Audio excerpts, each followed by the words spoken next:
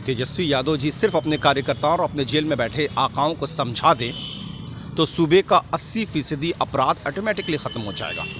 पहले आपस में लालू परिवार तय कर ले कि 2021 में वो चुनाव लड़ने जाएंगे या जल्द ही बिहार में राष्ट्रीय जनता दल की सरकार बनाएंगे। पहले उनको टिकट तो दे देते बेचारे को, तब जाकर उनको ऐसे कमेटी में डालते हैं। कोई असर नहीं पड़ेगा। बिहार में नीतीश कुमार जी के नेतृत्व में एक मजबूत सरकार चल रही है। नमस्कार, आप देख रहे हैं लाइव सिटीज़। मैं हूं आपके साथ शिवम। बिहार में बढ़ते अपराध को लेकर एक बार फिर से नेता प्रतिपक्ष तेजस्वी यादव ने बिहार के मुख्यमंत्री और देश के प्रधानमंत्री नरेंद्र मोदी पे तंज कसा है और साफ तौर पे कहा है कि जंगल राज के महाराजा चुप क्यों है। इस मुद्दे पे बात करने के लिए हमारे साथ हम के राष्ट्रीय प्रवक्ता दानिश रिजवान हैं, उनसे बात करेंगे।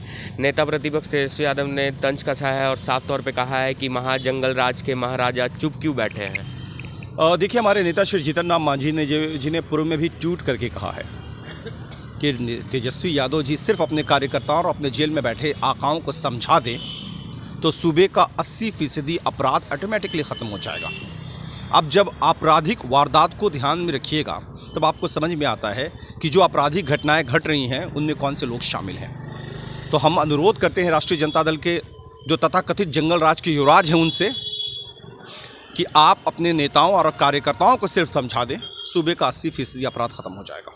उन्होंने प्रधानमंत्री नरेंद्र मोदी भी तंज कसा है और कहा है कि अगर बिहार में अपराध हुआ तो दिल्ली वाले बेटे को याद करना। क्या हुआ जी, दिल्ली वाले बेटे कहाँ गए? ये तो दिल्ली में बैठे जंगल राज के युवराज खुद बताएंगे। अगर उनको लग रहा है कि बिहार में आपराधिक वारदात बढ़ गए हैं तो उनको बिहार में होना चाहिए, बिहार की जनता के पास के आंसू जाकर पहुँचने चाहिए, लेकिन वो खुद दिल्ली में बैठे हैं। दिल्ली में बैठ के ट्वीट नहीं होता है।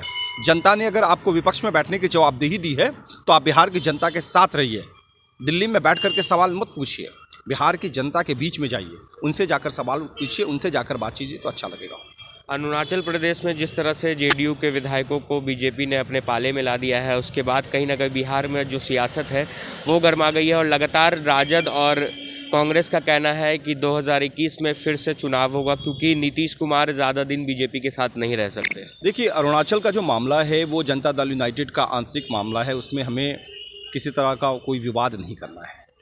लेकिन राष्ट्रीय जनता दल के जो नेता कह रहे हैं, नेता प्रतिपक्ष तेजस्वी यादव जी कहते हैं कि 2021 में बिहार विधानसभा का चुनाव होगा।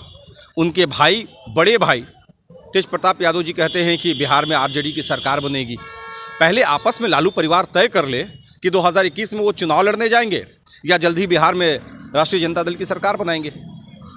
जनता के बीच में आकर के अलग अलग तरीके का बयान देते हैं। पार्टी में लगता है कोई कोऑर्डिनेशन ही नहीं है, समझ में नहीं आ रहा है कि आरजेडी में आखिर हो क्या रहा है।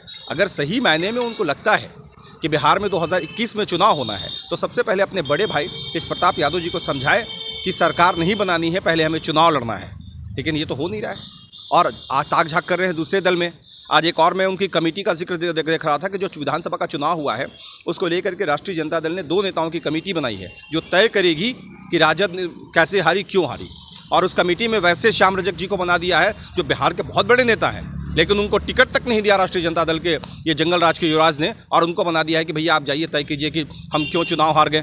पहले उनको टिकट तो दे देते बेचारे को, तब जाकर उनको ऐसी कमेटी में डालते हैं। क्या लगता है कि जिस तरह से अरुणाचल प्रदेश में जेडीयू के विधायकों को बीजेपी ने अपने पाले में ला दिया है तो इसका असर बिहार में पड़ेगा कि नहीं? कोई असर नहीं पड़ेगा। बिहार में नीतीश कुमार जी के नेतृत्व में एक मजबूत सरकार चल रही है।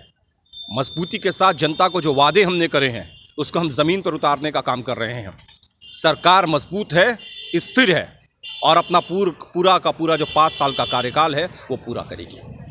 तो ये थे हमारे साथ हम के राष्ट्रीय प्रवक्ता दानिश रिजवान, जिनका साफ तौर पे कहना है कि पूरे 5 साल बिहार में एनडीए की सरकार चलेगी। अब देखने वाली बात होगी कि जिस तरह से लगातार सत्ता पक्ष यह दावा कर रहा है कि बिहार में आने वाले 5 साल में एनडीए की सरकार चलेगी और वहीं विपक्ष जो कह रहा है कि 2021 में चुनाव होगा, ये तो आने वाले वक्त में ही पता चल पाएगा कि बिहार की राजनीति और कौन सी मोड़ लेती है। तब तक के लिए आप बने रहें हमारे साथ। अगर आपने हमारे चैनल को सब्सक्राइब नहीं किया है तो जल्द से जल्द सब्सक्राइब कर ले। धन्यवाद।